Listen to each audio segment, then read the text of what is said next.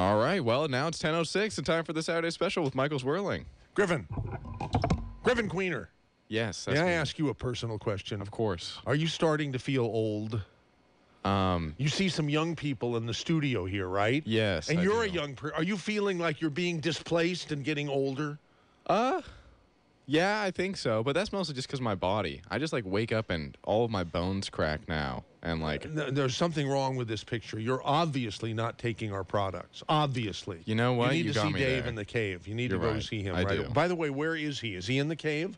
I haven't seen him this morning, so I don't know. Should Oh I go my and pull him out of God! there? Yeah, he would usually be here. He might be. Well, we'll see. When you learn that he gets here for sure, be sure to remind him to come in and do a promo so that we don't go off the air for going broke. Okay, sounds good. Okay, all right, very good. So without any further ado, ADO, is that however you spell it? Let's start the show. Good morning, a brighter day is here. Good morning, may we bring you cheer. We've got time, we've got tunes, we've got time, tunes, and temperature. Get up and go, it's today you know on KSCO Radio.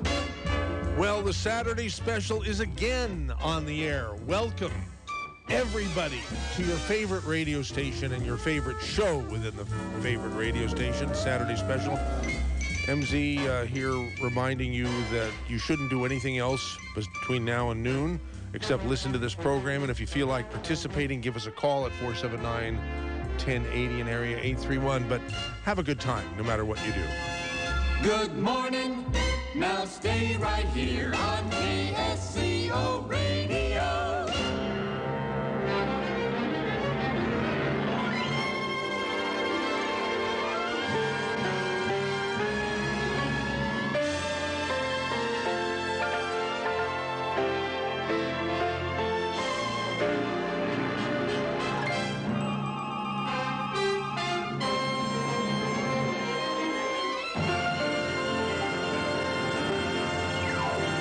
Let me set up the program today. We're using the special fanfare music.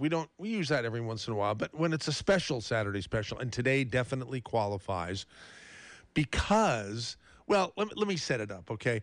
I have to do 5 to 7 miles walking minimum a day in order to maintain my health. That's just the way it is, and I do it no matter what. Even if it's 10 o'clock at night and I've only done a mile, that means I have to do 4 more before the stroke of midnight, right? Well, it wasn't that bad on Thursday, I guess. I found myself in Upper West Side Santa Cruz, where there's a wonderful lake called West Lake that I used to go to and try to catch turtles and fish and stuff when I was a kid. So I decided to walk around Westlake and get some miles that way. And as I approached the famous place where there was this elusive turtle, 62 years ago or 60 years ago, there was somebody fishing. And a guy, and I could have sworn it was Tom Petty because he looks like Tom Petty, at least from the rear. Now, I knew it couldn't really be the real Tom Petty because Tom Petty moved to heaven last year. But anyhow, so I'm going to call the guy's name is Redmond Walton.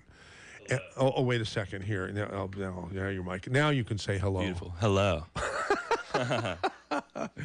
And you don't mind if I call you Tom, just because Tom works. That's perfect for me. Okay, good.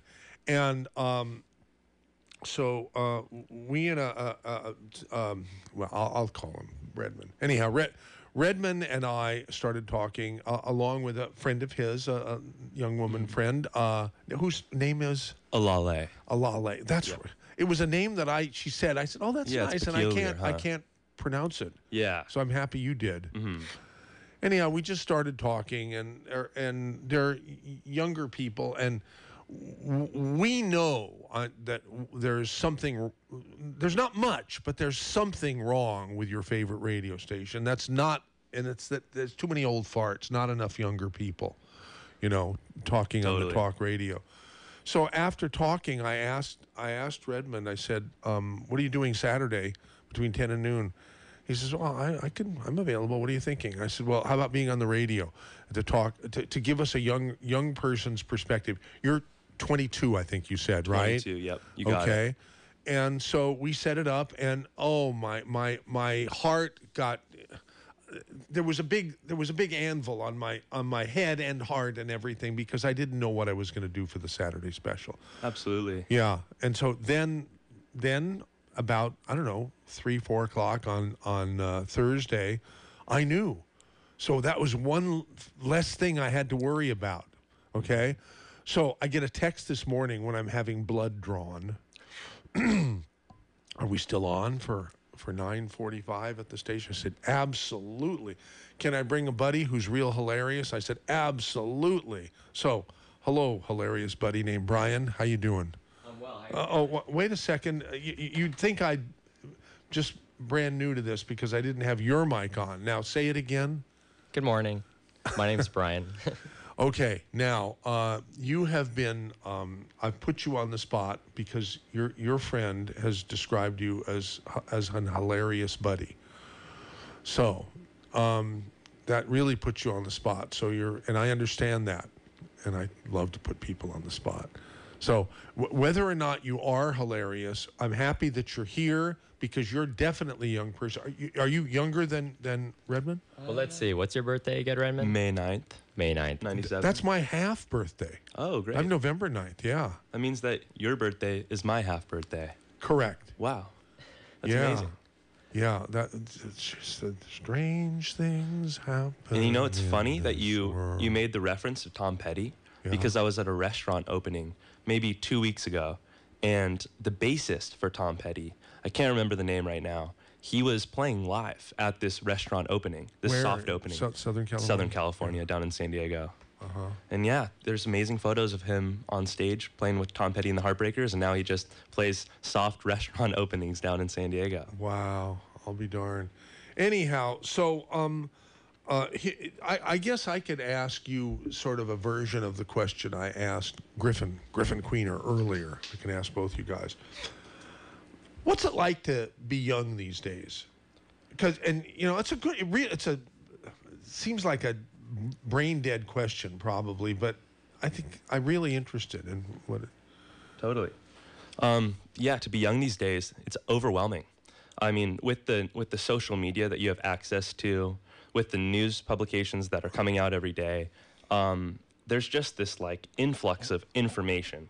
You can go on your phone, open it up, and see just crazy stuff all day long.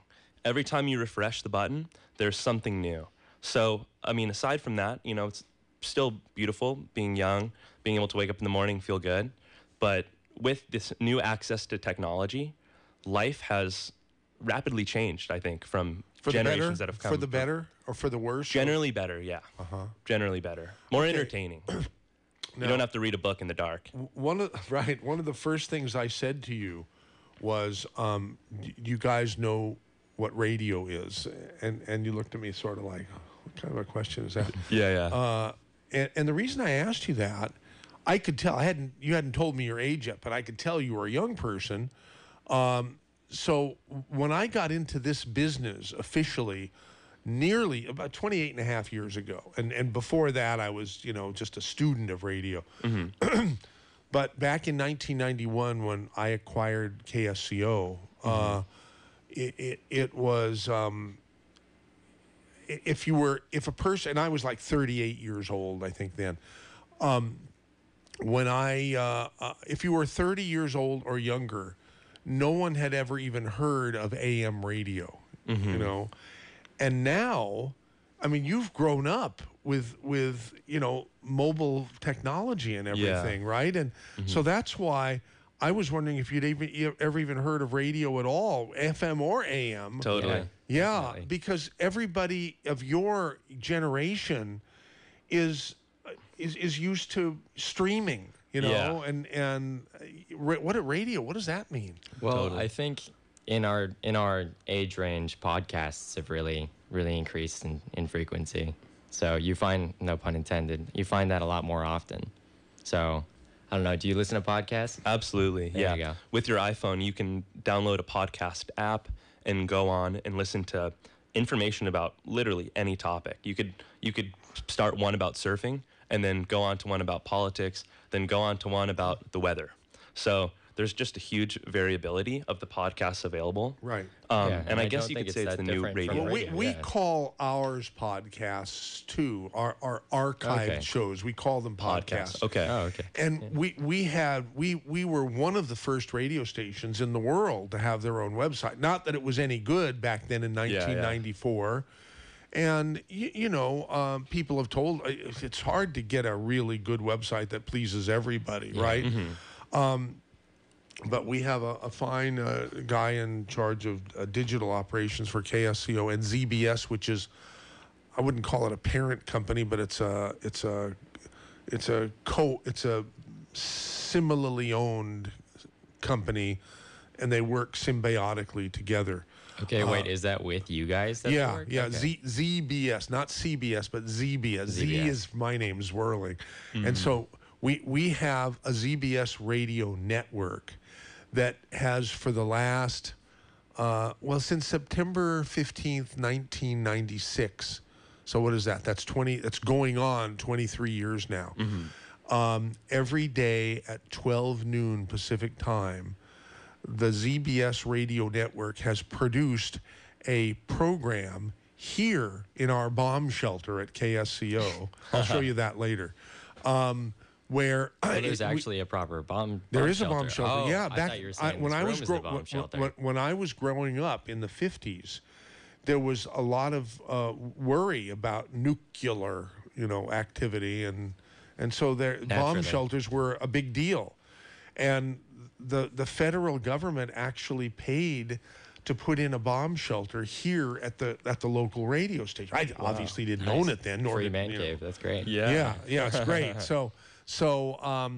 But ever since I got the idea back in 1996 to broadcast an alternative health show from an alternative doctor, a naturopathic doctor, who had been the biggest single advertiser over the last couple of years, starting in 1994 here at KSCO. People who listen to talk radio tend to be a little older, Okay. and they don't want to be old. They want to keep young, and the older you get, the more ailments you get, arthritis and high blood pressure and asthma, all kinds of stuff. And especially if you're a baby boomer. And what do you call you guys? Generation Z? Or are you I'm not positive. millennials? I feel like there's or a not? new name like every other day. I don't. Yeah. I'm not keeping up with it. Yeah. Well, I don't I'm think we definitely a baby boomer. That much I know, because I was born between 46 and 64. Also, that's the funniest name a generation can get. You're very lucky to have that. Baby. Oh, thank yeah, you. That's great. baby boomer. Baby boomer. Yeah, I think that last time I checked, we just missed the mark for millennial. I think you need to be 95. Does that make us Gen X then? I think that makes us Gen Z Gen Z. All right. because Then. we're 97, which Yeah. is pretty much no difference, but I guess it makes a difference in the labeling.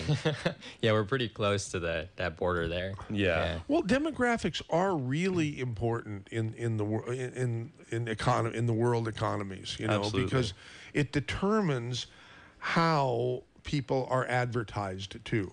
Totally. Yeah. You wouldn't hear on this station anything goes really, but you wouldn't expect to hear a skateboard ad on a talk radio station, because most people who use skateboards are not that old. Yeah. Well, I mean, Even if they start, even if they get old, they say, well, I better not do they this stop. much Yeah. longer. Yeah. Well, that seems like a thing with skating, right? I mean, it's just so easy to get hurt with it. Yeah. So anyhow, demographics are very important, and I like to say that when you advertise on talk radio as a business, you're looking to reach the ears of people who have an investment in the community. You know, people who are property owners, people who care about the money that they've made, they want to keep it, you know, that kind of stuff. Yeah. And they tend, that being said, I think a lot of people who listen to and really like talk radio tend to be conservative politically minded, you know? And I had fun asking you on Thursday if you're a Trump supporter. Yeah. Fully expecting the reaction I got. You know? No. Right. And is it because is the no, and I haven't asked Brian yet, but well, you have not. Yeah. I'm fascinated. See, when I went to UCSC, I went to UCSC for 3 of the 4 years. Okay. The 4th year was at Berkeley. I went away for a year during the Vietnam War and all that, and I didn't learn anything. Did it except say that on your bunch- degree? Yeah, I think Berkeley? so. Nice. That made it. No, not really. Okay. It's a UC Santa Cruz degree, but Okay. During that time period, didn't they have to remove the handlebar doors from Berkeley because too many students were barring them shut?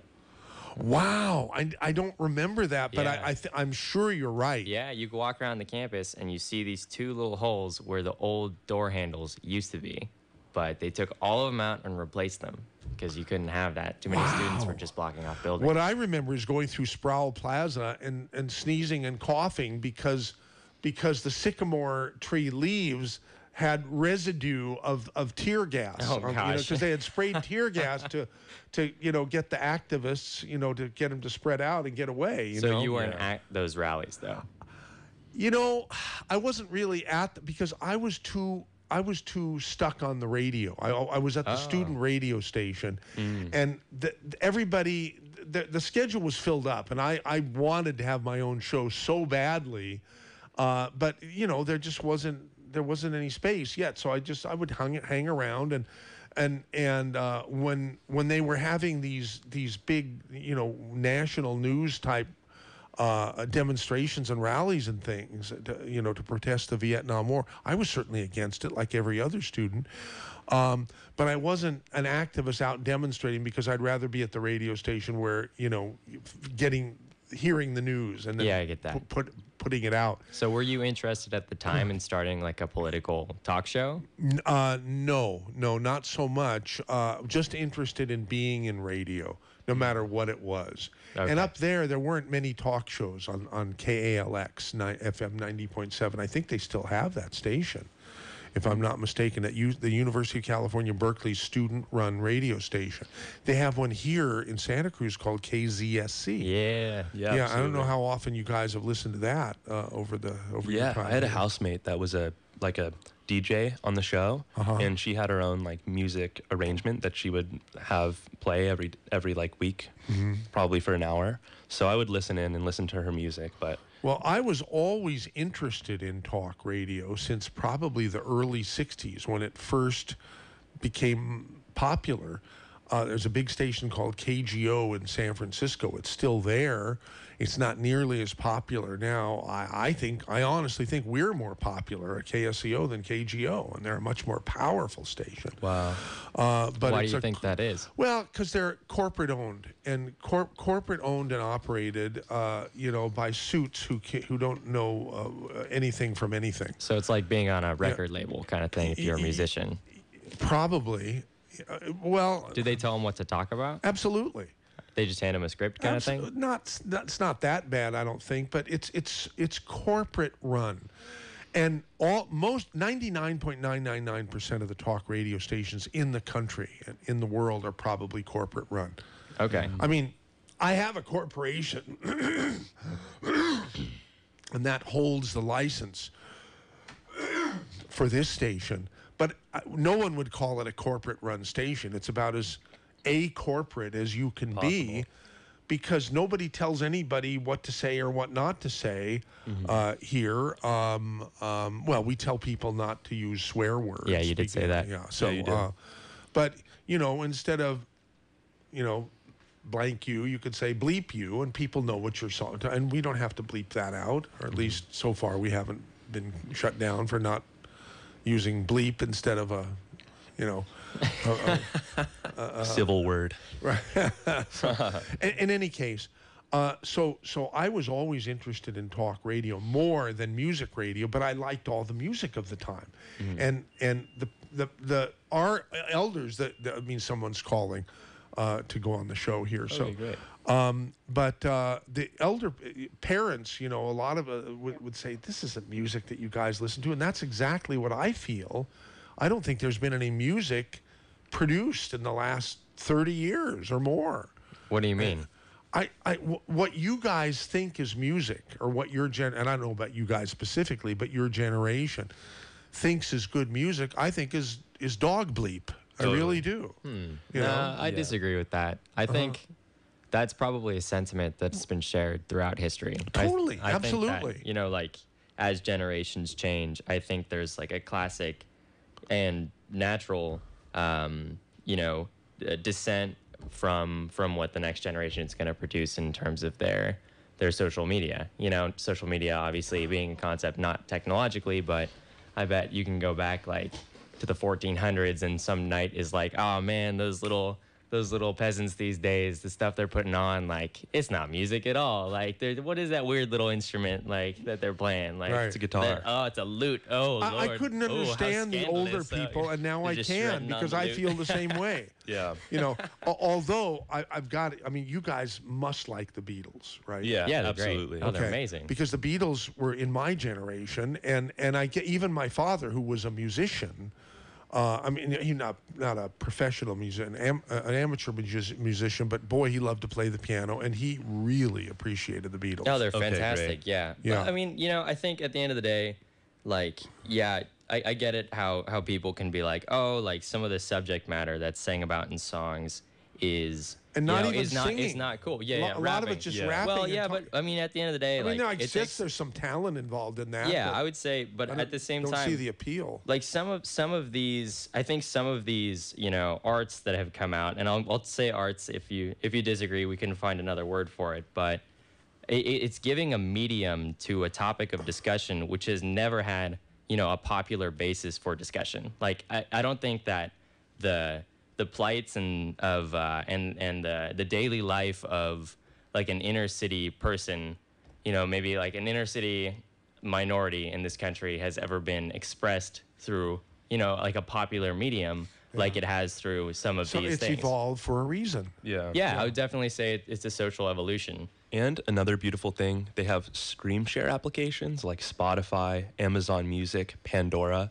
And now you can listen to any genre of music at any time in any quantity right at your fingertips, rather than having to go to the record store and thumb through all the records, thinking that because this one has a nice record cover, it might be a good band or a good song. You can just go through playlists. You can go find music that suits your taste based on algorithms.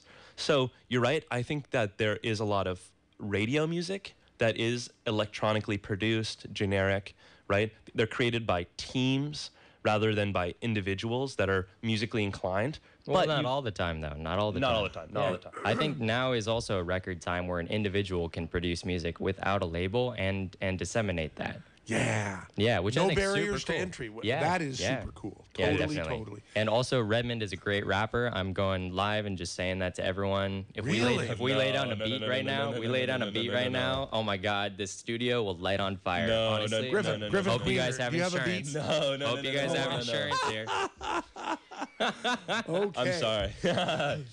It'll be a waste of the listeners' time. Well, the listeners will decide. Talk that. about putting someone on the spot, right? Now, here's the deal.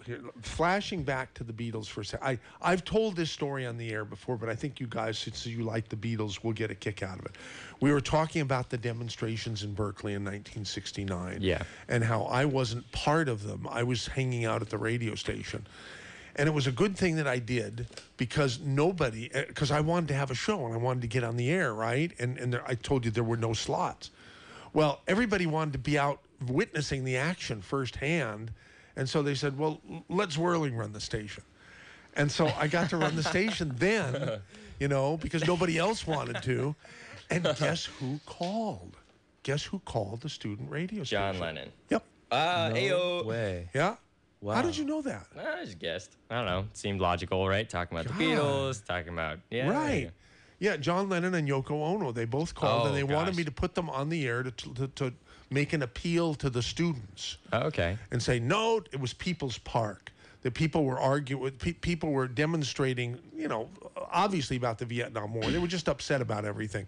But the thing they were most upset with around Berkeley was that the university was reclaiming some university land that had been turned into a lovely park with gardens and places to hang out, and they wanted to build a gymnasium there for the university, and after the people were just they were up in arms. So wait, was it like a park or was it like People's Park. Okay, so It it was wasn't like called it wasn't like a reserve. It was just like a park. It had become a park Oh, that was cool, okay. owned on university-owned land that they wanted to reclaim and build a gymnasium. Oh, okay, cool. Okay. You know what gymnasium means? No. It means the It's a school in Germany. gymnasium. Gymnasium, I think. Right? Oh, well, I think the root word is actually it means the naked place. Gymnasium means the naked place. So Well, at if you least in ever the are at the locker gym rooms. and you Yeah. see that kind of thing, yeah, it's just true to the name.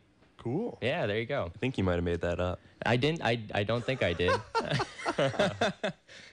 Anyhow, so John Lennon called and Yoko Ono was on the phone. She was not very articulate. All she would say is, and yeah, he's right, But but John said, no damn park's worth losing your life over. And those words just rang in my brain for the rest. Because, how many people get to talk to John Lennon? And Yeah. that's what I did. Yeah. because- Well, what do you think about No that? one now. Do you think that a park is worth losing your life over? No, hell no. What about He was right. what about the sentiment of it? The sentiment? Yeah, like what about the idea behind it? You need to ask A more pointed question. No, a question that's so simple that even I can understand it. Okay. Well, you're a smart guy, Zwerling. But I was going to ask, well, the question itself is like the idea that if you have a group of people who are really passionate about their community and they get behind something, they want to organize it, is it like, even if it's a simple matter, like to be killed over something like that, do you think that, I don't know, maybe you see where I'm going here, maybe you don't, but like the fact that you can be killed over that is such a statement. It's a horrible thing. Yeah, it's a horrible thing, exactly. Yeah. Sure. But, I guess you don't. What you're saying is you didn't need John Lennon to tell you that. It's everybody knows that, right? Yeah. So Yeah, I like my local park, but I like being alive. Even better. even Yeah. To even- enjoy other local parks. Yeah, exactly, right? You just got to get your park count up, All see right. how high you can get it. So Exactly. I just can't imagine what it would be like. I should be able to imagine because I was once 22. But I can't imagine what it would be like to be 22 in this world. Well, What's it like to be 22 in this world? it depends what corner of the world you're in. This corner. Oh, in Santa Cruz corner. Yeah. Santa Cruz corner, you can even get more cornery than just Santa Cruz corner. You can corner Fine. yourself in the west side, corner yourself in Midtown. Let's just I say love it. I think it's amazing. in the U.S. In the United US. States of Yeah, America. because I guess the answer would be different other than Santa Cruz. And you guys, you're neither of you are Santa Cruz natives, as No. I am, right? Yeah. You gravitated here for whatever personal reason. The you have. university. Right, and you were here. Redmond is from San Diego, and I'm you're from Pasadena. Yeah. Okay, and Yeah. you guys met up here. Yeah, he was skateboarding around, and I saw him, and we started talking. What did you guys major in at UCSC? I was molecular biology. And I did earth science with a concentration in ocean science. Okay, Yeah. and are both of you happy with that? With those majors? Oh, do it's you so have fun. Do you have Yeah. jobs waiting for you, or you're not at all concerned? Yeah, just trying to decide, It's a lottery now right? to get me to work for you. No, but I am really satisfied. It was challenging, and I liked that. Throughout my courses that I took for earth science, I did math that I was not necessarily adept for, and I got to go on amazing field trips and learn about geology in a very thorough way that I wouldn't even have thought to perceive it in just being a normal person walking around a couple mountains. you get to see things in real depth and look between the lines and learn about the real processes that have occurred to bring whatever landscape feature that exists Were you today. always destined for that major because you were interested in that subject since you were a kid, or did that evolve when you were in college? So I think the bait was surfing, and then I at a simplistic level, I was like, I like to surf, I like the ocean, so I'm going to study ocean science. But then the geology part of it kind of fell in over time. I started to go, wow, this is interesting. I can like look at what I'm studying, unlike this guy over here. Oh He yeah, talks that's true. about, That's true. At the end of the day, all day, every day, I would wake up and just smoke weed all day and listen to rap music. Just kidding. I would study. What's wrong with that? I would. Yeah, it was a hard major. I put a lot of work into it, and it's one of those things where it's like, I saw something online. It was like a meme, and it was like, okay, there's like a triangle, and it was like on one corner of the triangle, it was like sleep, and then bottom right was like social life. Bottom left was your schoolwork and like your grades in college, and it was like pick two. So you can only pick two. Yeah. I got rid of my social life. I was going to suggest, I was going to guess that. Well, okay, so neither of you appear nervous about your futures. Oh, everything's great. I mean, we live in such an awesome country. I think that there's a corner of the world in which I can make it, and I believe in myself. I believe in my education and my friends like Redmond here. So I think things are same. good. Yeah, I think I think the world gets a bad rap, but I think it's pretty great. Redmond, you shared with me when we met at the lake that you plan a career in law, following your parents, Following who are my both parents. attorneys. Yeah. Now, so that's not in line with your major, really. Totally. Yeah. So I started college. At the very beginning, I studied environmental studies, and it's a good program. It's known to be an excellent program at UC Santa Cruz, but it was so depressing. I mean, just the topics, right? The climate crisis, right? The environmental racism, on and on. And it's very important, but I wanted to do something that was more in depth on the science side. And so when I was in some of those classes, I was like, this is so interesting, but I feel like it makes me feel like the world's going to end tomorrow when we're talking about some of these issues. And I'd rather focus on something else. And that something else was still related to the environment, but it was geology. But yeah, you're totally right. It is totally unrelated to going to law school. But the beautiful thing about going to law school is you could start college and go through as a biology major, or as a legal studies major, or as a communications major, and go to law school in the end. And there are many branches of the law. Exactly. And it's actually Specialize encouraged. in, huh? They look for people that have studied science, technology, engineering, and mathematics in law school, because those are growing fields of law, dealing with environmental issues. The science, the tech is a huge part of law going forward, and having a background in computer science or something, that's pretty valuable to really understand what you're... Do you? Computer science, I didn't hear that. Computer science... Do you have a background in that? No. We had to use MATLAB, which is a programming language. Right. But it's mostly like data analysis, like creating graphs, creating charts, looking at numbers in depth. So it's not like I'm going to go on MATLAB and I'm going to create a application to like play a game on my smartphone. It's more for real like academic stuff. But I'm sure maybe it has that use, but I didn't use it in that way. You said something a minute ago that I wanted to pick up on. It's a term. It's probably in your lexicon. It's very frequent, common. But environmental racism.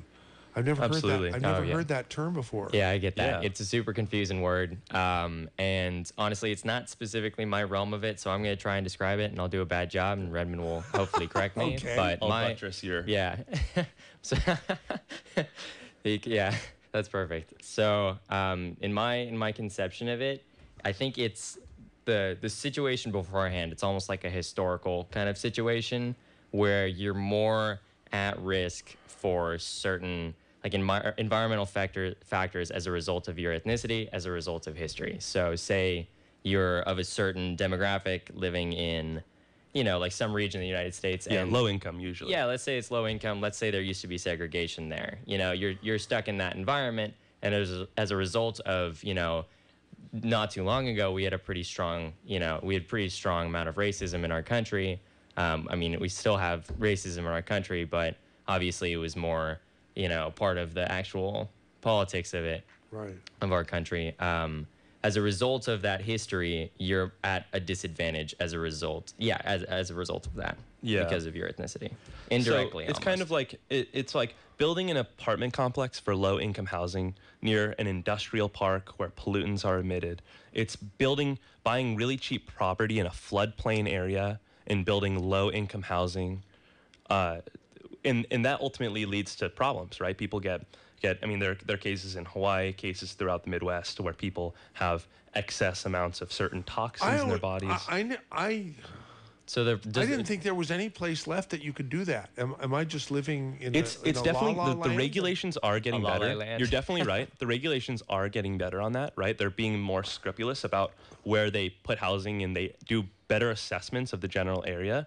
But that doesn't mean that the housing that's already been built isn't still occupied. Mm-hmm. And it still happens to this day. It's just like less common. I don't like labels, but political labels. But I like to just be considered an individual. I have liberal views. I have conservative views. I have Yeah, me everything in too. between. Yeah. Totally. But people automatically assume that because I am a Trump supporter and unabashed, I think the guy is. We got just- that one out of the way real quick when we Yeah. first met. Yeah, yeah. But also, it was really cool that knowing that you didn't just dismiss me as someone not to talk to anymore. Totally. And I think that's a big problem. You've got to admit. Oh, yeah, it is a problem. You, it's stupidity. The fact that people won't listen to other people's viewpoints is asinine. Why can't people agree to disagree, Yeah. or try? And I'm going to try to. I want you guys. You probably don't believe me, but I want you guys to try your best to convince me that Trump is a bad guy, and that there are better alternatives, or that he's bad for the country, and I think he's great for the country. Yeah. But and no matter what, we're going to stay friends. Yeah, I can just definitely. tell you that. Oh, no. Totally. But because of the fact that I'm a Trump supporter, and I made the mistake one day in San Francisco where I spend probably half the time. Okay. I grabbed my red, what I thought was a KSCO hat, and it was a MAGA hat. Okay. And I went to a restaurant in San Francisco, almost got killed. Wow. Really? What happened? Really violent people. First thing that happened is I went in, some stranger walked up and puts out his hand to shake my hand. I said, who are you and why are you shaking my hand?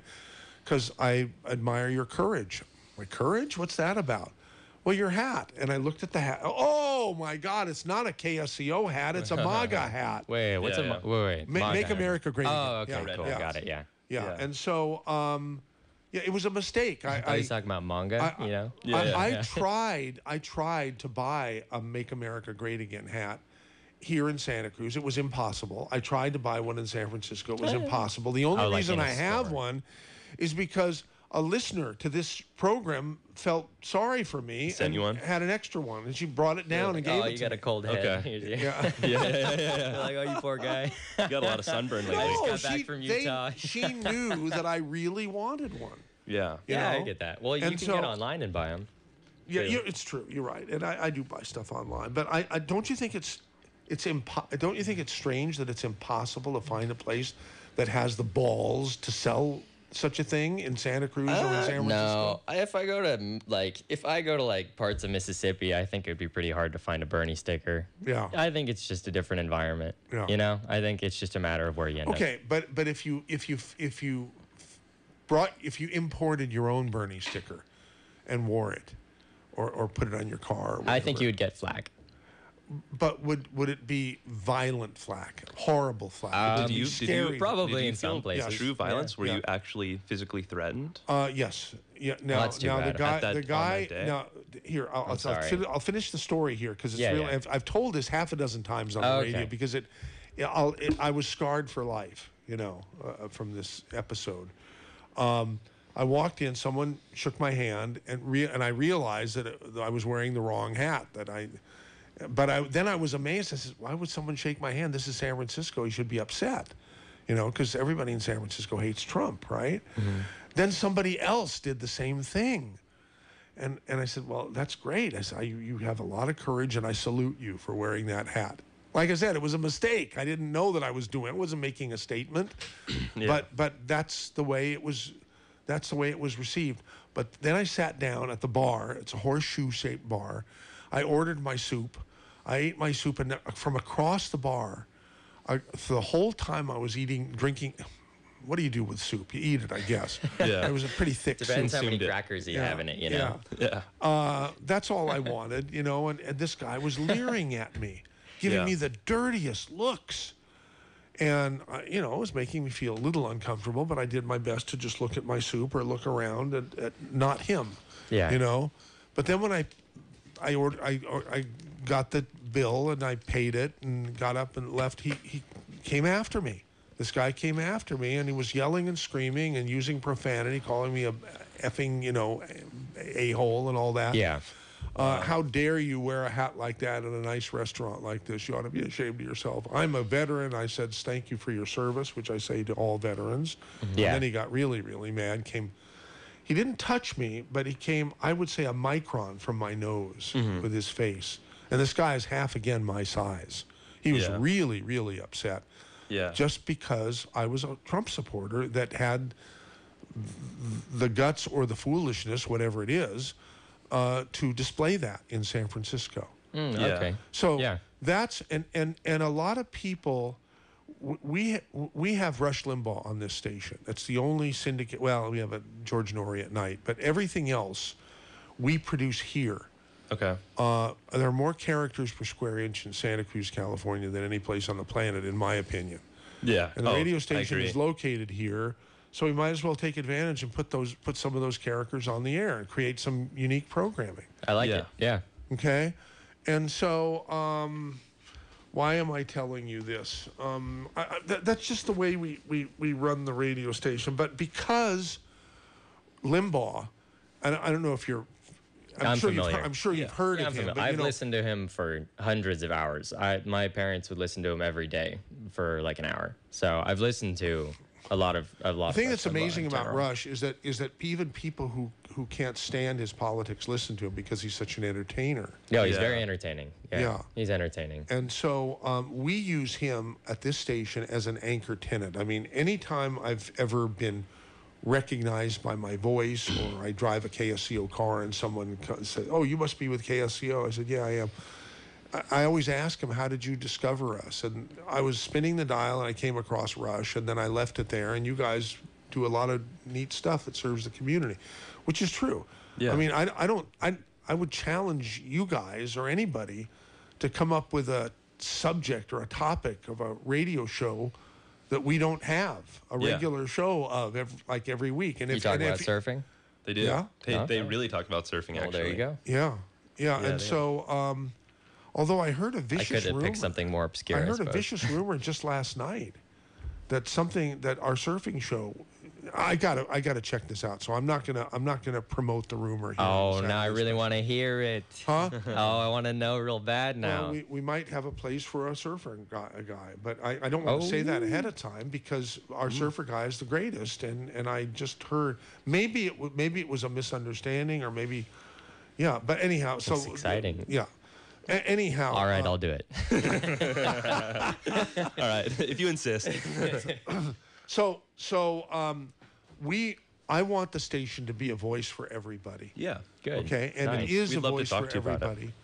But people, even people whose political views are diametrically opposed to mine, because maybe they're right and I'm wrong.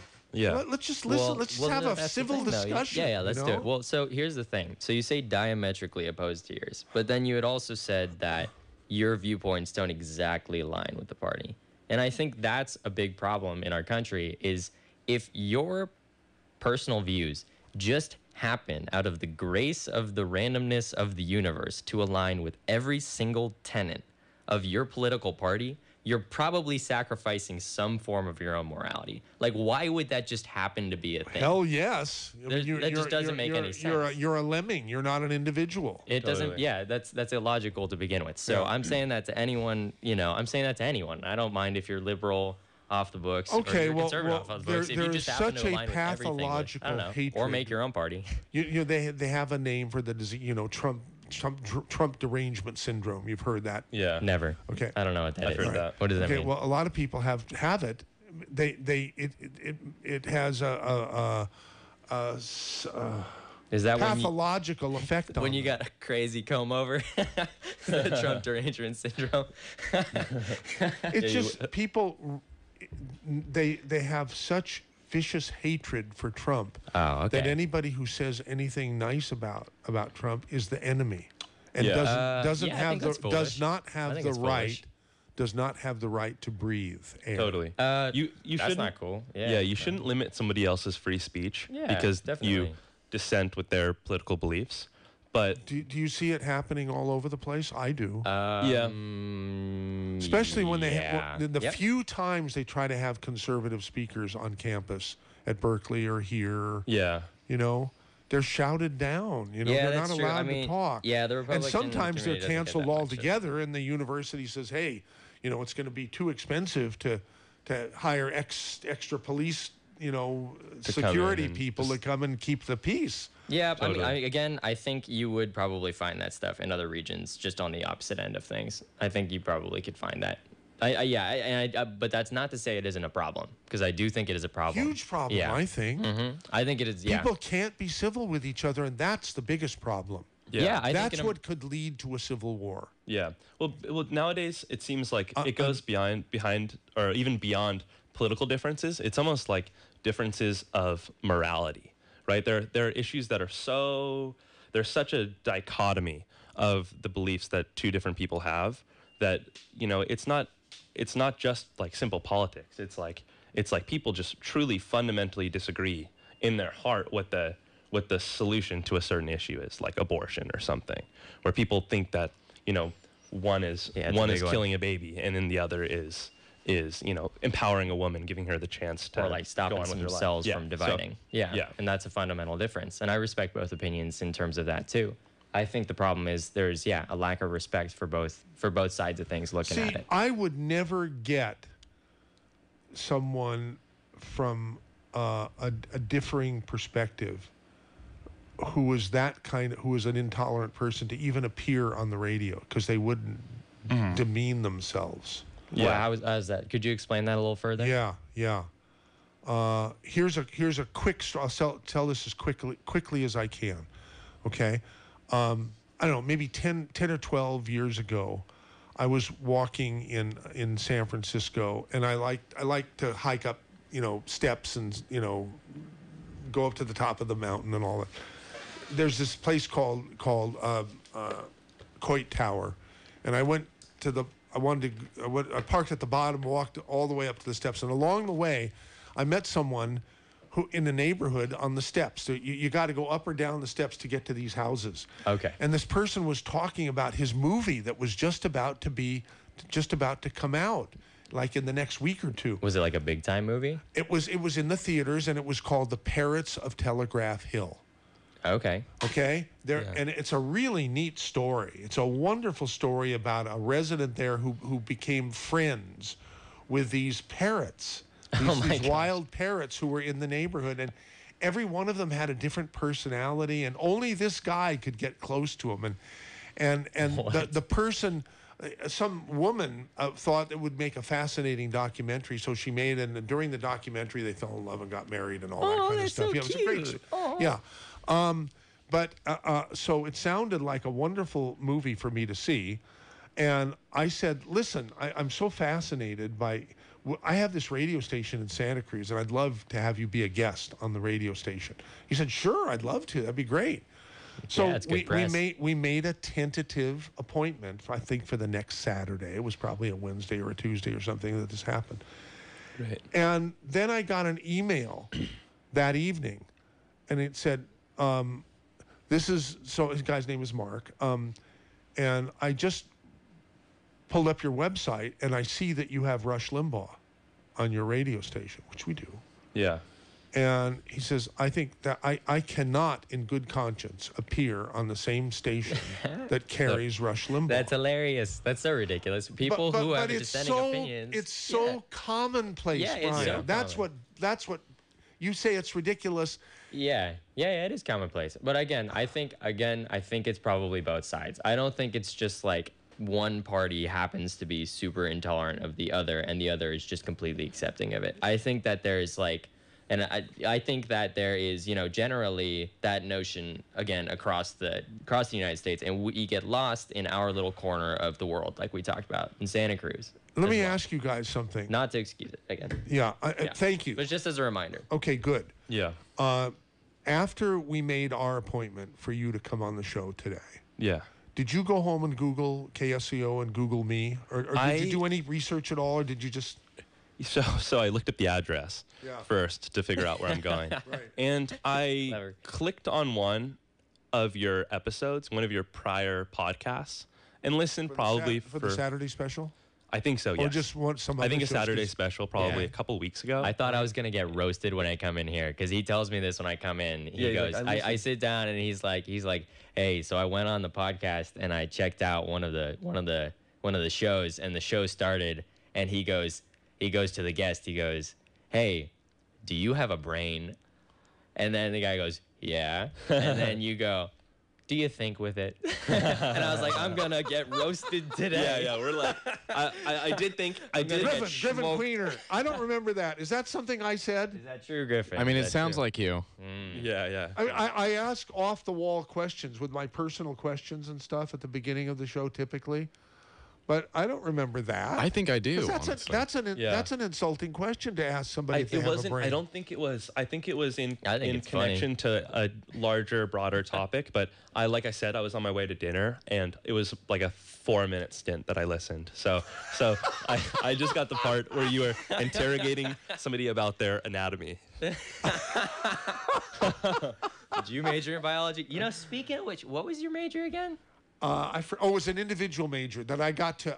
Because you can make it was your own, so right? easy to make up your own major, and I liked politics and I liked communication, so I came up with politics of communications. And I thought I would be able to write my ticket to any job. Yeah.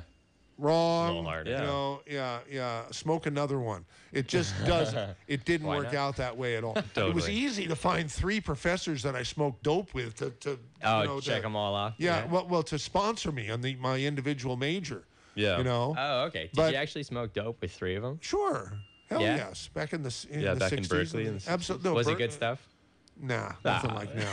Yeah. I don't want to give you the wrong impression. In fact, I bet you're real hardworking. Yeah, I don't. Yeah. I'm not a doper. I told our audience that I thought I was having a stroke the other day, when I forgot that an hour and a half earlier, I had taken not 1 but 3 edible pieces of candy that someone had given me. And they kicked in during the show? They kicked in during an hour and a half later after I had forgotten, and I was watching thirsty. Fox News Channel. Yeah, Fox News Channel. I was watching, and I thought I was having a stroke. Oh, I said, gosh. this Your must heart rate be. was up. And the heart rate was yeah. up, and this room was spinning. Oh, yeah. And I figured, I know there's 2 kinds of strokes, and I'm gonna. But the most common ones, according to all the research I've done, is the blood clot stroke. Okay. So I should go and take some aspirin, which I did. Okay.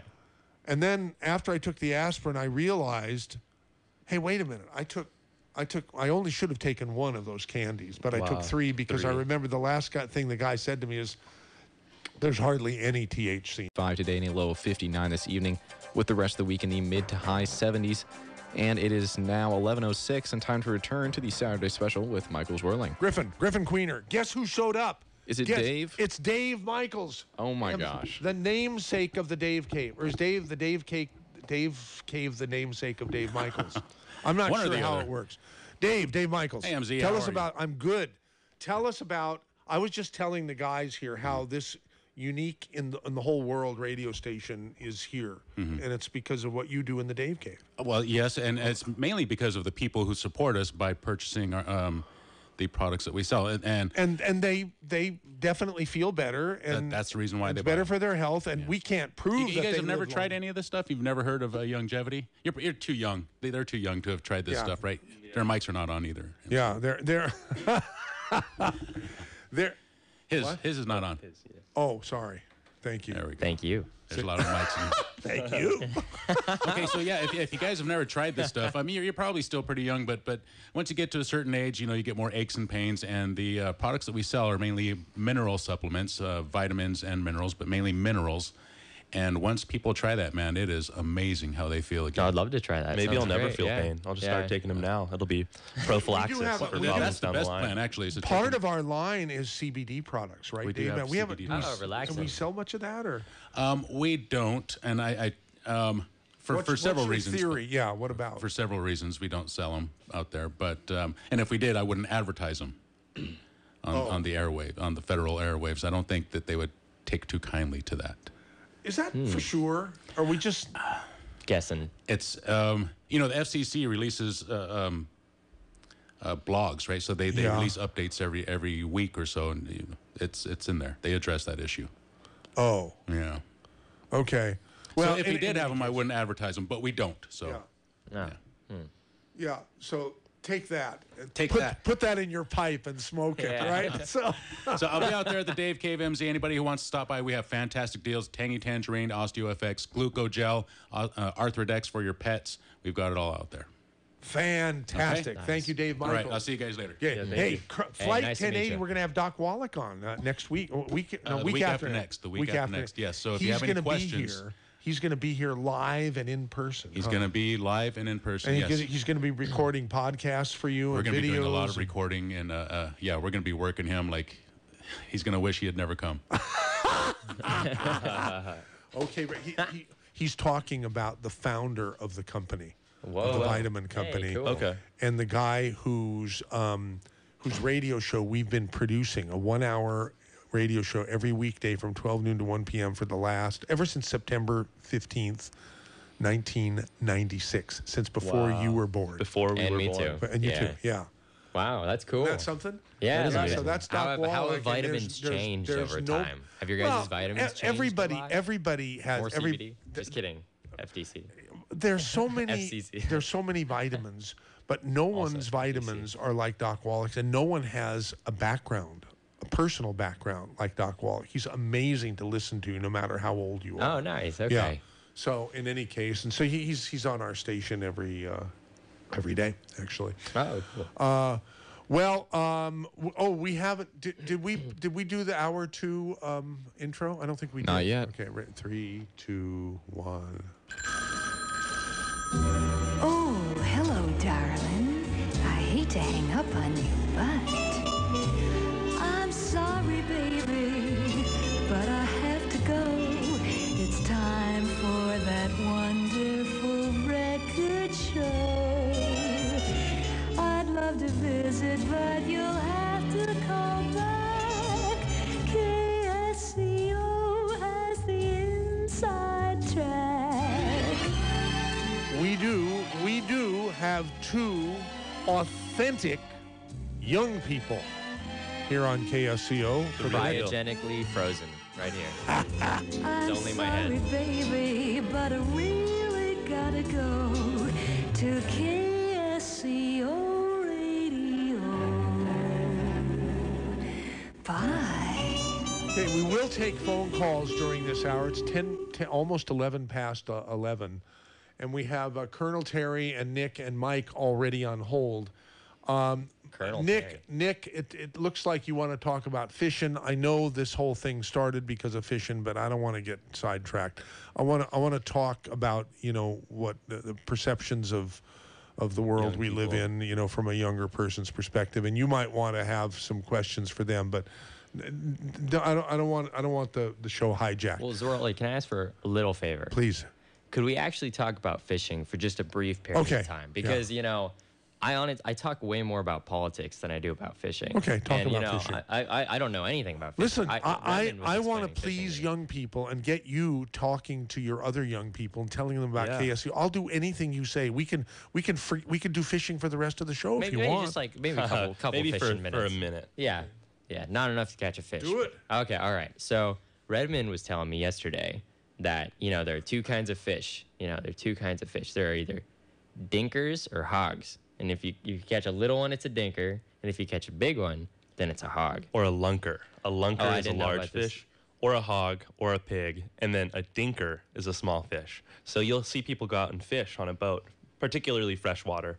In the sea, it's a whole different ball game. I'm not totally familiarized with saltwater fishing, like sport fishing, but I bass fish. So you'll be out fishing and you'll hear somebody scream and go, "Oh man, I just caught another dinker for the 7th time today," which is frustration because it's funny. Yeah, the yeah. bass fish are so aggressive that even a huge bait, I'm not kidding, a fake fish that looks like it's the same size as them, they will attack it and try to eat it. And it's kind of amazing. I mean, how do they think that they would even be able to digest something that's their size?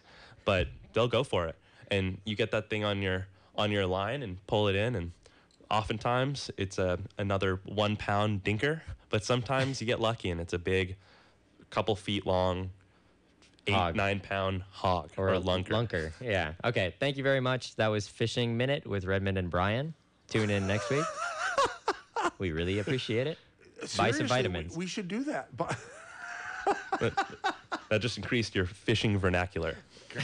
Hey, Got fish oils? we do. Hey. Big time.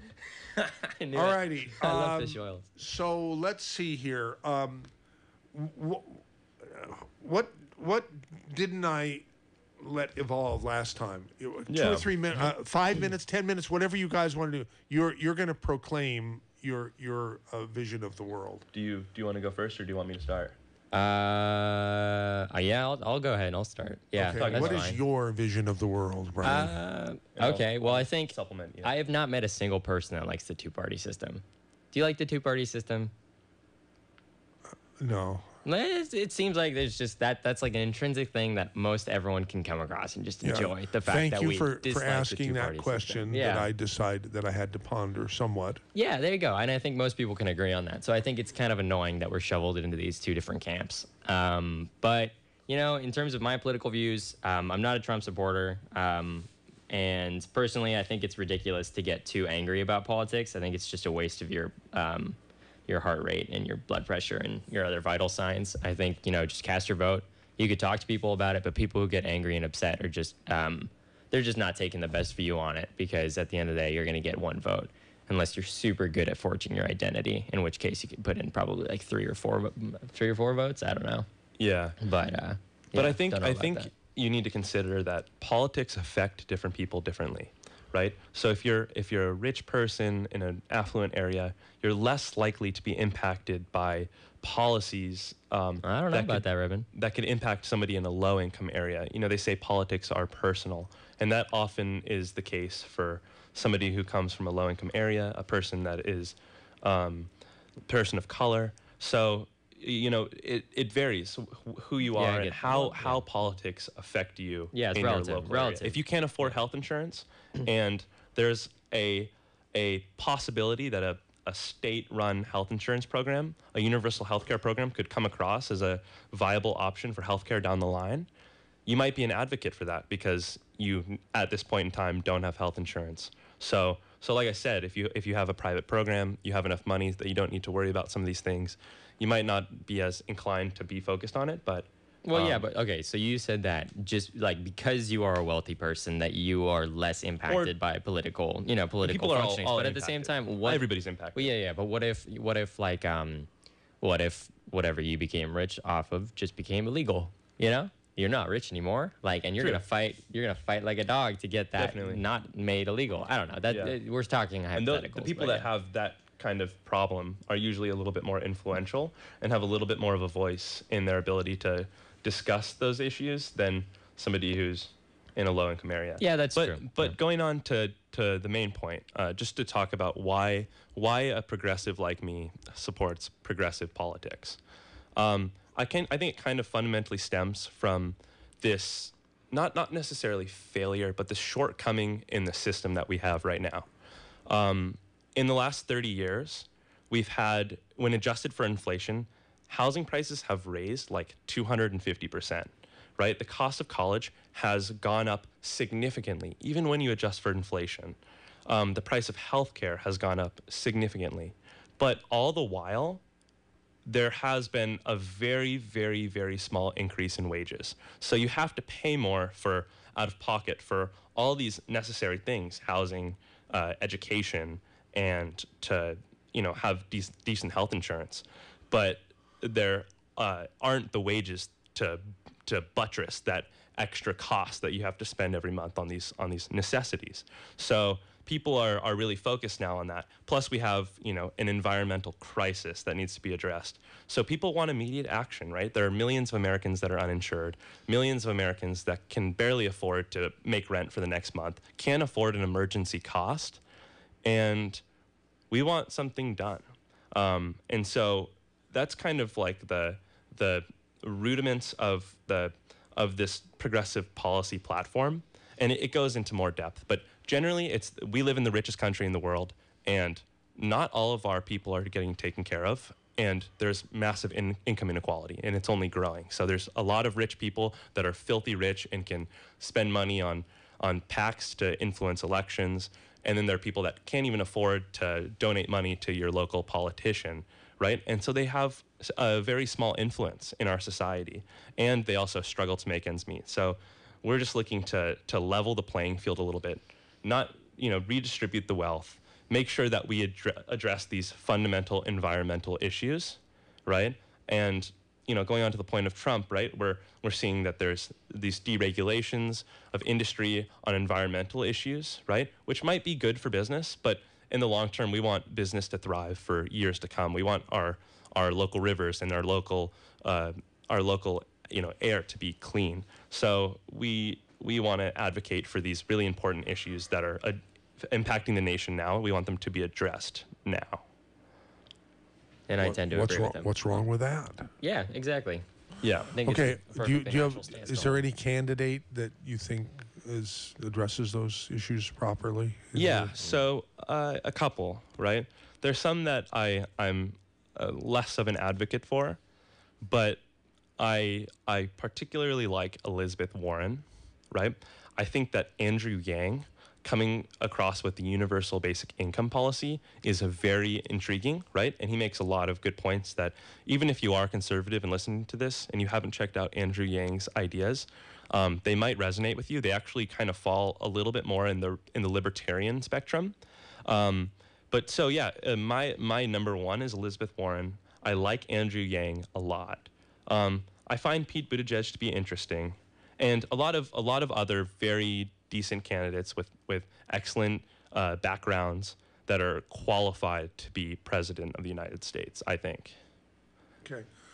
We are talking with Redmond and Brian, former UC. Are you still at UCSC? No, I Brian? graduated. Okay. Both recent UCSC graduates. And I'm really enjoying myself on this Saturday special with a young person's perspective that Me I want to too, hear yeah. more Yeah. and more and more Please. of on Yeah. the station. And we're going to open the phone lines now. If you have a question or a comment for either of our guests, please call 479-1080. That's in area 831. Or you can email mz@ksco.com. We already have Colonel Terry. Now, this man is the barometer of smart. Okay. Okay? Nice. And so let's see what he has to say. Colonel Terry. Hi, Colonel Terry. How are you? Apparently, your guests are authentically young, unlike you and me. Yeah. That is It's exactly a right. mindset. But don't blink an eye, you guys, because you'll be old real quick. I did it. Totally. Okay. The big picture is what matters. I am mostly a progressive on some things. I'm a conservative on others. What I'm in is a smart wing. And Okay. I've got an educated perspective about the smart wing. I'm not trying to assert any superiority over you, but I have got a few decades of watching the world and being in places like working in White Houses and the Pentagon and with Congress. and elsewhere that give me a perspective, I think a very informed perspective on both political parties nationally.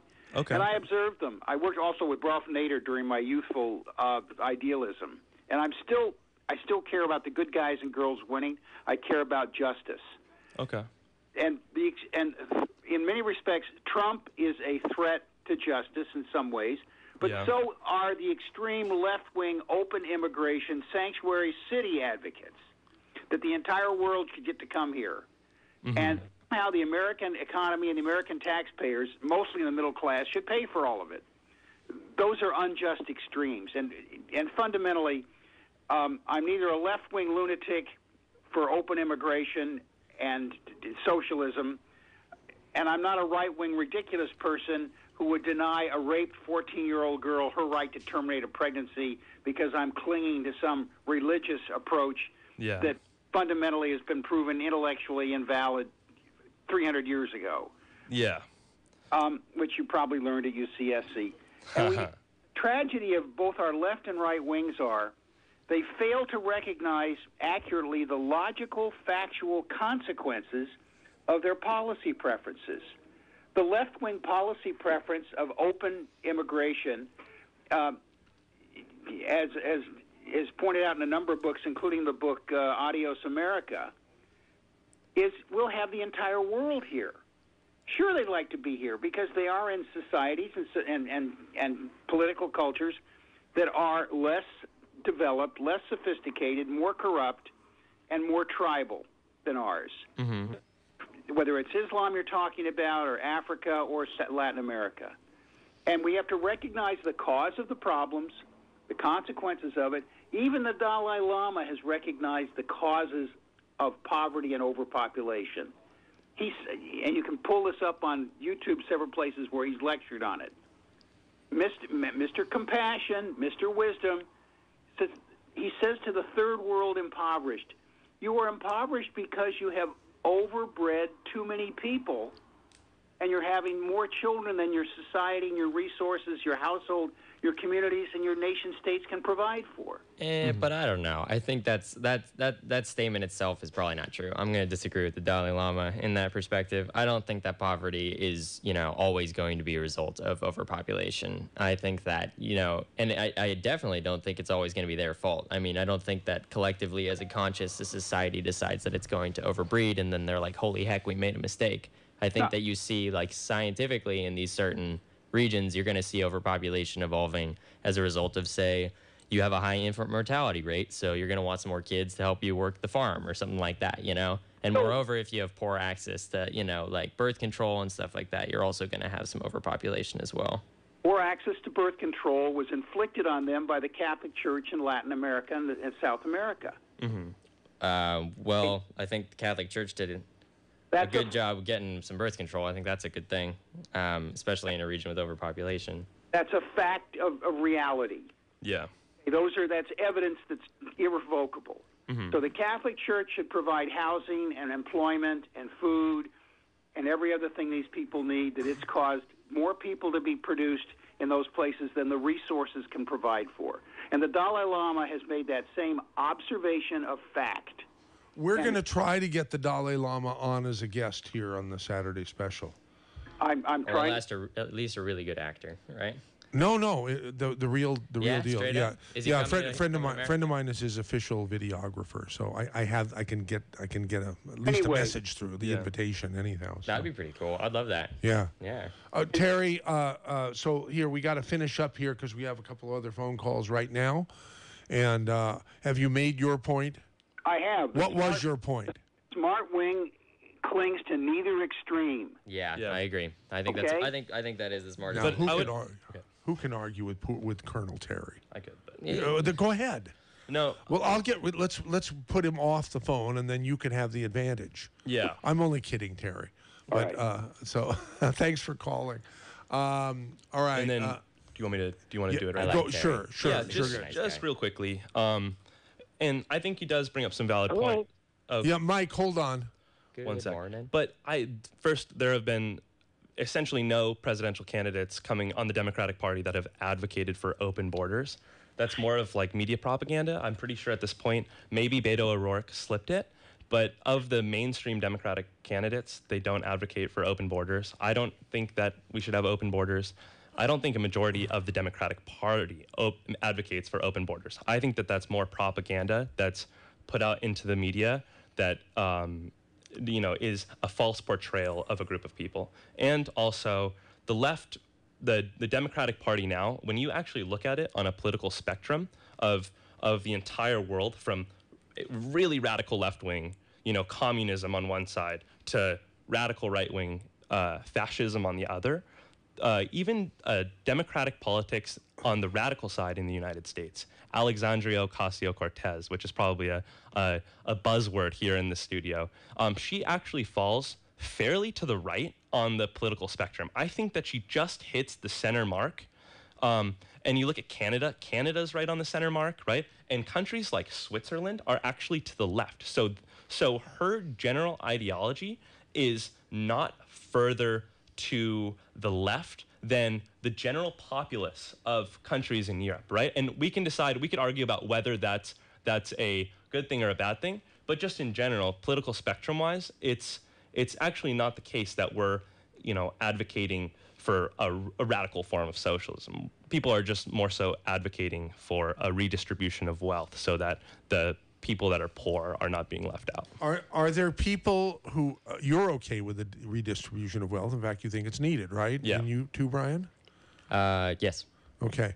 Is there anybody in KSCO land who is not okay with the concept of redistribution of wealth? Please. 479-1080 and call now. And also, just following up as well on Terry, I just wanted to say, so that assumption about overpopulation, it relies on the idea that the resources are staying the same. So it's the idea that the population is increasing while the resources stay the same, right? I guess at any given point, though, the resources can decrease as a result of a variety of factors. And secondarily, we could speak about overpopulation with relation to the third world, but in relation to our own country, I think we can all admit that this place is a little crowded. I'll drink to that. Okay, Redmond and Brian. This is a with an I. Brian with an I. Continue. He spelled it right. He spelled Redmond. Oh, nice. He spelled Redmond with an O and it says Rodman. That's Rodman. It's Okay. just Redmond. It's fine. Dear MZ, your guests are living in a fantasy world, not the real world. Okay. We live in a system where everything is available for those who strive for it. If you feel, unfortunately, that you're not in a system or a status where you don't have enough money to live in this area, then you must take a rational approach, which is to move to another area where you can afford to live and educate yourself for a real job, not a college brainwashing. Now, I don't remember hearing either of these guys complain about. Yeah, no, I have a great life, and the salary I make as a result of the job that I we're attain not through we're my not college advocating career is doing great. I'm not advocating for pure socialism. I think that we need to live in a capitalist system. Me too. And I think that it should be fair capitalism, though. I think that you need, and people don't even realize this, that you need antitrust laws. You need intellectual property laws. You want unionization laws. Yeah, I don't know. And also, I wanted to ask you guys this, 'cause I'm not sure about it. Someone told me this, but it's always nicer to get facts and, brain source kind of thing. But in my understanding, our tax laws are not as strenuous as they used to be. Like, over time, we've decreased taxes on high income brackets.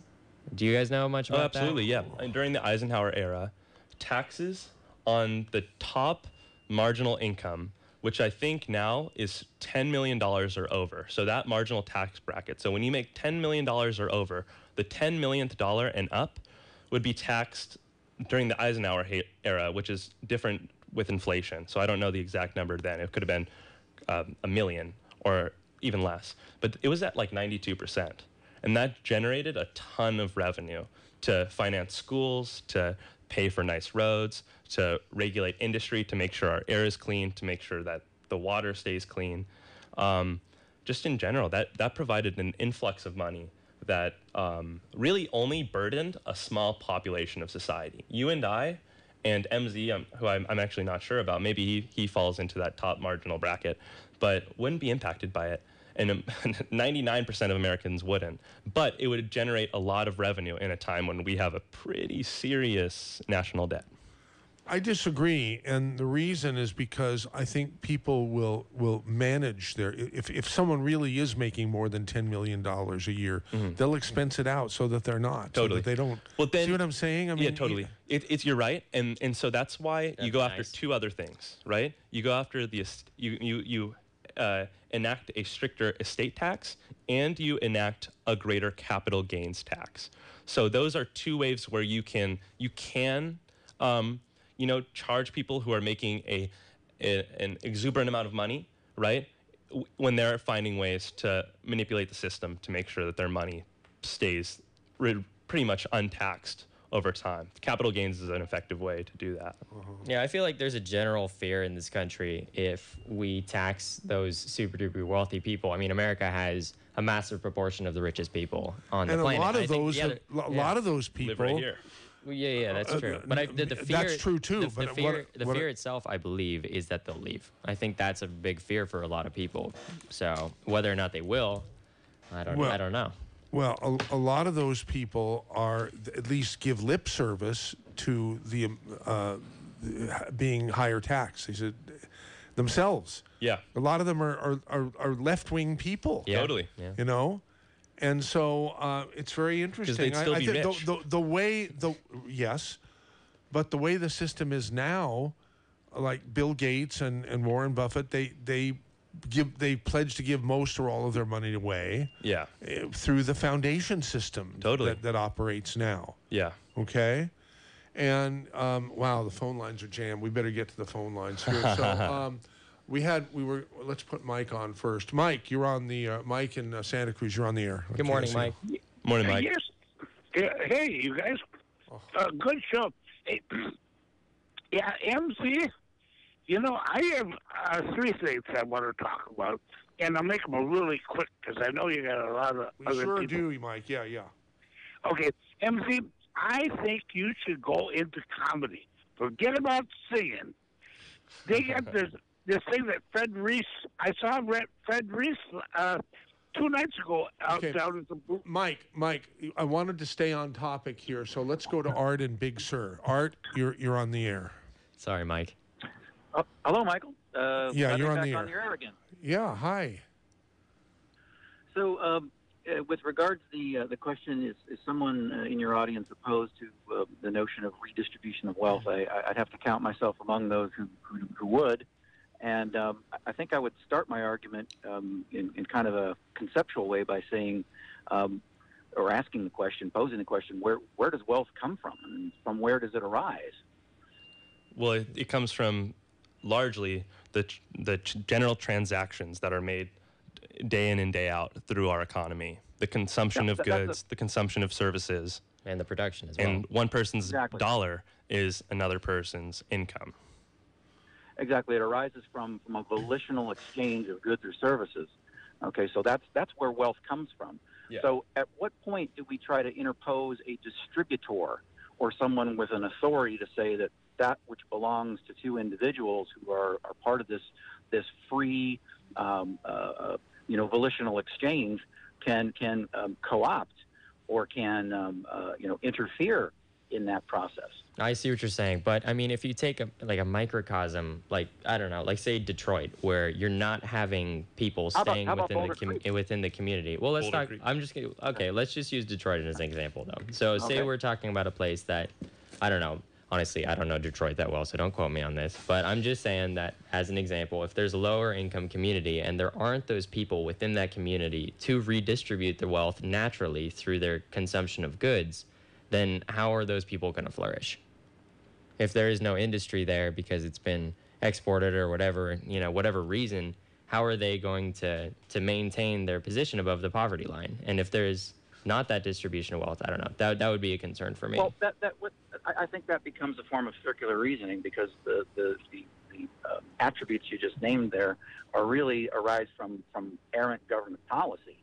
Government attempting to insert itself into this exchange process. So in essence, the circularity of the reasoning becomes, well, let's use government to solve the problems that government created. and there's ample evidence of where that's led to, at least in our society. And I think that's one of the reasons to kind of circle back to a larger theme that Michael has about why Trump has been a good thing, is that his economic policies are bringing us more in line with that freedom of exchange. Well, but I don't think it's government itself that is, I think it's not creating the problem. I think the problem of wealth accumulation is something that historically has always been present ever since you have serfdom. And I think that without someone to properly redistribute the wealth, it's naturally going to become concentrated. Why would somebody give up their money if they didn't have to? That's the nub, I think, of our disagreement. Is I think that it's really the process itself of individuals conducting commerce, which results in wealth being redistributed in a way that benefits both parties, and that government trying to arbitrate that process, it just doesn't work. I understand. And it creates all kinds of externalities that, in turn, require more government. Usually, that's the corrective that's interposed, and then we just get more and more away from what actually it works and is efficacious. I respect that opinion. I would also say that if you do have a sort of tax that would remain on incomes beyond incredible brackets, that I'm saying, like if someone has a ridiculously large income and you say, okay, if you get beyond having an income of, like $7 million a year, we're going to tax you a whole bunch. And then they're going to actually do what you're saying. They're going to spend that money instead of having the option to squirrel it away. Yeah, and yes, just and go ahead. Implied by what you're saying here, though, is that and there's an economist out there. His name's John Tamney, and he has a kind of a provocative hypothesis, which is basically that an accumulation of wealth in the hands of a particular, call them elite, if you want, an economically privileged group of people, in order for there to be sufficient wealth that it can be spread and employed in the economy to productive effect. But in our economy now, that doesn't happen all the time, right? There is a real hoarding of wealth, right? The income inequality has grown in the last couple of years, right? And the reason we even have a minimum wage is because people won't pay that wage. Corporations don't want to pay a minimum wage because why would they pay a living wage when they can get away with paying less? That's better for the shareholders. That's better for the corporations. They can maximize their profits, right? You need the government to step in because people inherently in a capitalist system will function off paying less to their employees, providing less benefits. And we've seen this throughout history of the United States, right? There used to be longer work weeks. We mandated a 40-hour work week, and we've created unions. These are things that allow the worker to negotiate against the proprietor, and we need that because. Yeah. Redmond, that is a little bit off topic though, because we're specifically talking about like the expenditure of the wealthy. But I guess if you're talking about that in relation to the income of their employees, they don't spend their money, right? They don't always spend their money. The money doesn't always get invested into the facilities that improve the company, that put more money in the hands of the consumer.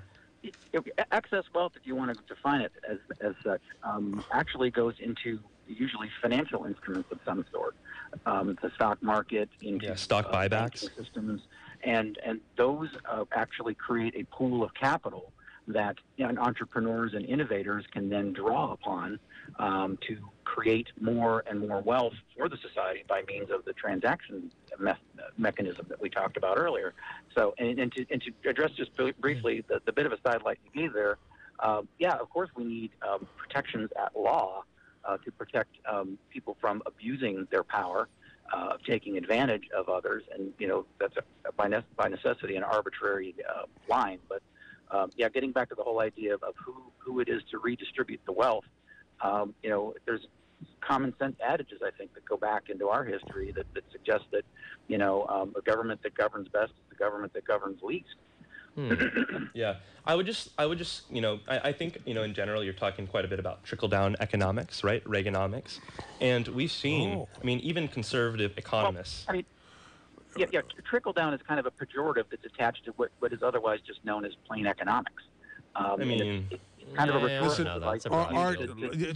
It's a great discussion. I hate to throw cold water on it. We've got so many phone calls that we want to get to before the end. Nice talking to you. Sorry we couldn't keep going. Thank you for calling. Here's Ben in San Jose. Ben, you're on the air. Good morning, Ben. Hey, MZ, I just wanted to make a comment first that these two young gentlemen you have in here are very impressive. If I'd had their whereabouts and wherewithal when I was their age, I probably would have done a lot better in life. But hey, you made it in San Jose. Yeah, well, that's true. Hey, just a couple quick comments. So I'm just gonna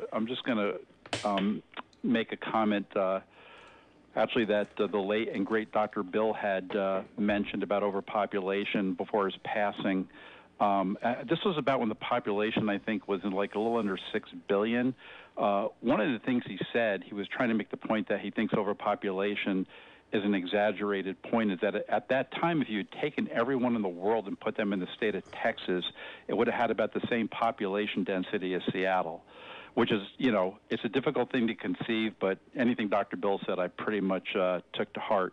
The other point I wanted to make is that in regards to the wealthy and their ability to circumnavigate paying their fair share of taxes, like the owner of the Dodgers did about 5, 6, 7 years ago, where they netted $150 million and paid no taxes on it. I think the really only solution for that is a flat tax. There's no other way around it because they're always going to have the best lawyers. So thanks for your time, guys. Yeah, thank you. Thank you, Ben. Here's David in Hollister. Welcome to the Saturday special with Brian and Redmond and MZ. Hi, how are you guys doing today? And Griffin Queener. Don't forget Griffin Queener. He's here too. Griffin. Hey, Griffin. All right, you're on. Go, David.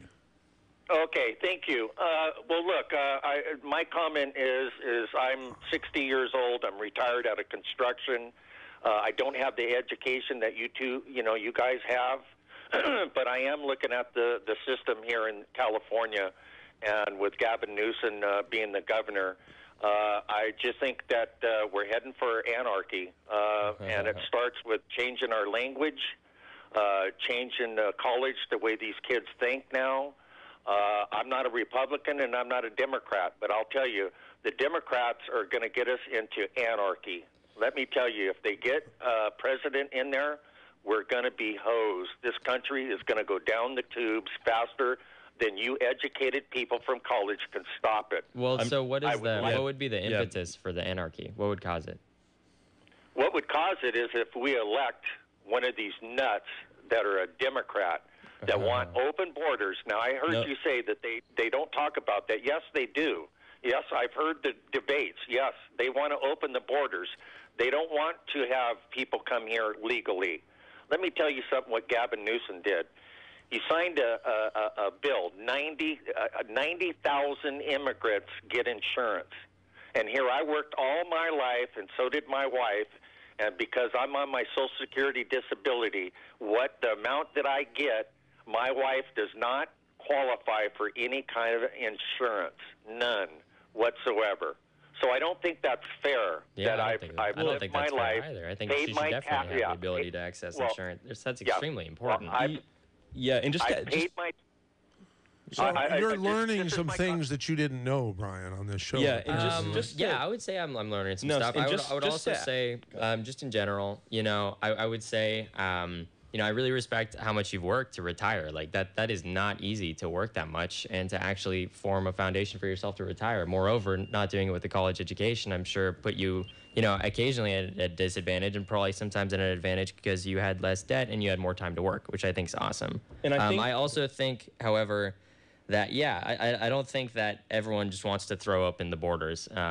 And I don't think it'll be total anarchy if one of the Democrats gets elected. Yeah, and just to add to can I ask a question? Please. Go ahead.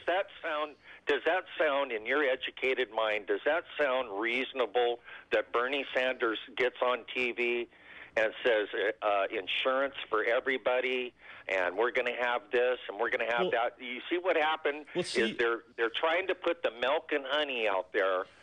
And I'm going to tell you, it's not going to be the way people think it's going to be when they get into power. It's not going to be. It's going to be hard. I don't mean anarchy like the movies and all that kind of stuff. I'm just saying it's going to be more government than we can handle. I'm telling you that. It's coming. Well, it's coming. If one of these nuts get elected, it's coming. Listen, right now. We'll bow down. Listen, we'll bow down to China. We'll get right back to the Obama years that he served for 8 years and wrecked this country, went around and apologized for the things that we did, Vietnam War. You know, I mean, look, I was born in the 60s. I wasn't born in the 50s or the 40s when men and women band together, right, in World War II because we had a Hitler. And I'm telling you, with this anti-Jewish and this Cortez and Omar and the rest of them, I just don't understand why they don't impeach these 4 women out of office when they speak of treason against this country. What in the heck is going on? Okay, David, let Redmond answer. I mean, a couple things, right? You already pay for private insurance, I assume, or it's covered through your Social Security disability, right? Private insurance is expensive, right? But on top of your private insurance, which is really expensive, you already pay for other people's Medicare and for the uninsured when they go to the hospital and get a heart transplant. You pay for that too. That cost burden falls on the taxpayer. So you not only pay for your private insurance, you pay for everybody else's public insurance. And that's why in the United States, we spend on average $12,000 per person annually on healthcare, when in other countries it's only $6,000, because you have this complex private market where you have to pay all the administrators, all the middlemen, and on top of that, you have to pay for the people that can't afford that healthcare because they get left behind. So, I mean, and I'm not going to go too much into a universal healthcare system, but if you had a system that cut away a lot of that baggage, right? The profit margin on private companies in the health insurance industry, that on the managerial, the administrative staff that all need to make a comfortable salary, right? You're looking at a system where everybody that's even healthy is paying in, and it brings down the costs for everyone. The actual economics of it, the actual annual cost is still being debated, but as a whole, the net cost will go down, and that is a general consensus amongst a lot of economists. All right. Hey, thank you very much for calling. Okay. All right. Thank you, guys. Thank you so much. Have a wonderful day. Here's Jim and Carmel. Jim, you're on KSCO. Good morning, Jim. Good morning, Jim. Good morning. Yeah, it's a great conversation, and what I would like to add is, I'm always concerned when people, try to promote hypothetical solutions to age-old problems, and one of the things I'd like to point out to you is that the 90% tax rate under Eisenhower and during the Eisenhower era was the result of World War II. And you didn't have the opportunity of living in those. No, I did not. Yeah, that's true. Cold War era. And I'll tell you what, you got nowadays we've got Elon Musk and all these private companies developing, space technology and all our internet technology. It's all private, private interests developing this technology. Back then, the only source of that type of technology was the government, and of course we made it to the moon, but it's nothing like what could have been done if we had private interests doing it. And it's because of a system of incentives. Okay, if you say you're going to take everything I make over $10,000, over $10 million. Why am I going to strive to make over $10 million? Because I'm not going you'll still be ready. Well, you could spend it. Wait, excuse me, just one more. Let me finish. Unless there's a motive like subduing the Soviet Union or defeating Nazi Germany. Now I might go out there and go balls to the wall for that. Otherwise, if it's peacetime and you're telling me you're going to take everything I make over $10 million, I'm going to go, well, you know what? I'm not going to make over $10 million. Well, I guess what I was thinking is like you could try. Well, I was thinking you could, like if you were still able to spend that money, it's not like the second you get to $10 million, the money disappears. But rather, if you reinvest that, say, in your company, or you invest that in starting another company, 'cause then you're not losing the money. It's not going away. But there's an incentive. You're talking to not just like the make real estate equivalent savings. of what you're talking is a 1031 tax deferred exchange. Now that's an interesting concept. I'd like to cogitate on that one a little bit. Or allowing deductions. Okay, well, but that's something different than taxing somebody at a 90% tax rate. That's saying Okay. that we'll give you deductions for this at a certain rate. Now that sounds better. Now, okay, let's go to Detroit real quick. Okay. In my discussion here. Anyway, Detroit. Why is Detroit so depressed? Because all of our manufacturing base has been moved overseas. Yeah. Because of the laissez-faire policies of whoever, but nobody's done anything about it. Mm-hmm. And that's really the problem. The problem in Detroit is because nobody has jobs. And you know what? You can say whatever you want about Donald Trump, but Donald Trump, at least he's trying to bring jobs back to America, and that will solve the problem. Yeah, I respect the fact that he's doing that. I respect the fact that he's attempting to keep industry alive in America. I think that's definitely a good thing. If people have jobs, they can spend money on grandma. They can take care of their kids. They can buy a house. Totally. They can, repair their car, all that stuff, and everybody makes money. One more thing: Amazon doesn't pay any income tax. Yeah, that's a problem. That's asinine. Can't believe that. Tax do they make? How much Social Security do they pay? How much? How much is their CEO making? They pay a huge amount of payroll tax, a huge amount of Medicare and Social Security, huge amount. Yeah. Oh my gosh, I pay so many taxes. It's so frustrating. Yeah, I agree with you. But here's 2 points to just add real quickly, right? If you're in a totally free market economy, right, and you want to maximize your profits, why would you not move overseas? You save money doing that, right? We also have an issue with job automation. That's another huge issue that's coming in the next couple generations. But to add your point, the idea of tariffs, right, bringing American jobs back by increasing the price of goods that come from overseas, which gives incentive to American manufacturers to build American-based products because they can become cheaper than the products that come from overseas. That's actually an idea that's really spearheaded by the Democratic Party. That's kind of something that people that are conservative kind of trip out about Trump. Wait a minute. What? Tariffs have been. That steer. I'm sorry. Tariffs have been oftentimes, yeah. Well, so you sure know something I don't know. Explain, Redmond. Boy. No.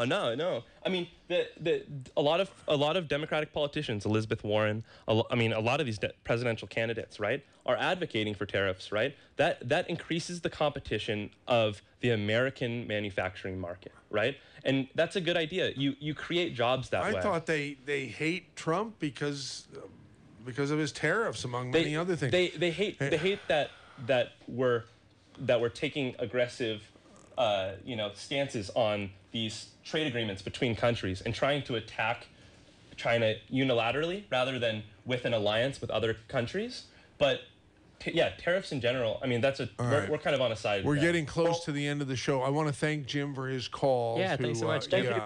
And let's go now to. Have a good day, brother. Thank you. Sorry. Take care, Steve in Monterey. What's up, Steve?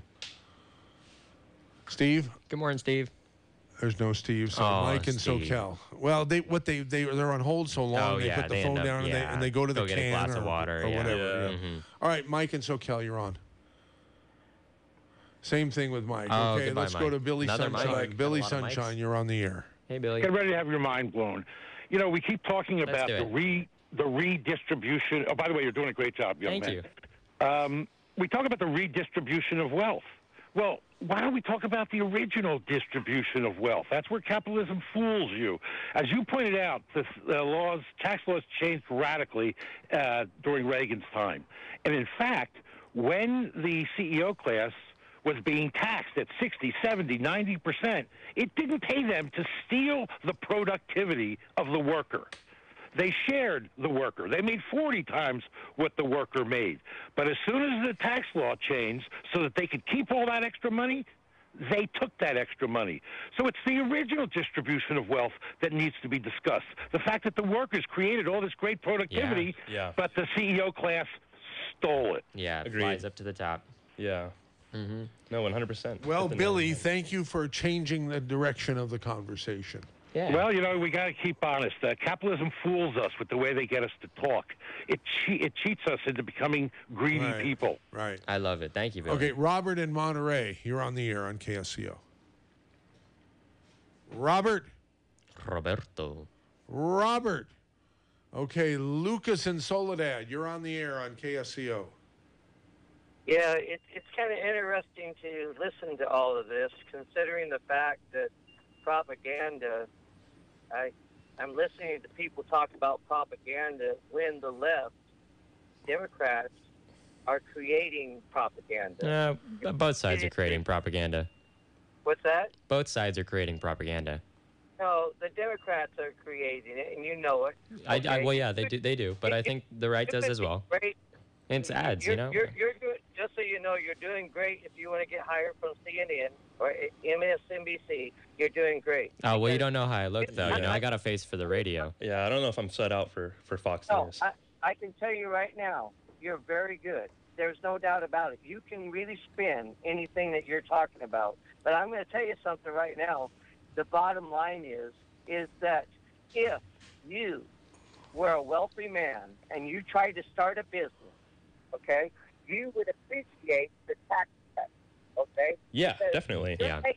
You're taking a chance of trying to say, I am going to make this business work, and at the same time, I'm going to employ thousands of people, okay? But you're not going to do that if you are just an individual like myself, okay, who is just trying to work for someone, okay, and basically understanding for 45 years that the bottom line is I understand the difference between someone who's trying to make a lot of money and understanding the fact that they have to pay insurance. When a person hires someone, they hire them at $15, $18 an hour. But what does it cost them to pay that person after they pay the insurance and everything? Can you answer that?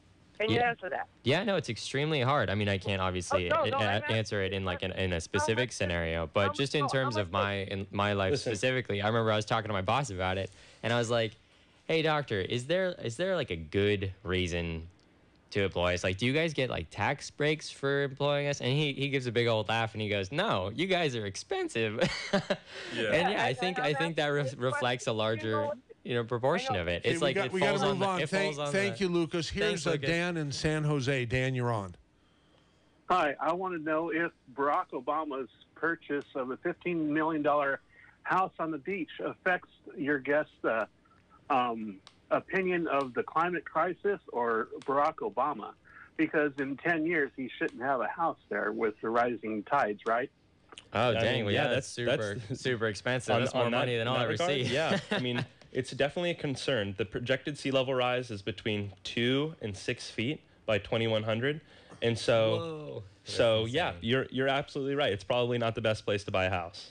It's not going to be easy to sell it either. And like on the financial spectrum of things, though. Hey, I don't know. That's a whole I think topic. the clock is right, Griffin Queener. Yeah. So 40 seconds. Yeah, we got about. My 40 cat's named seconds. King. What's that all about? I just had to. Okay, good. They hate a cat, King the pussycat.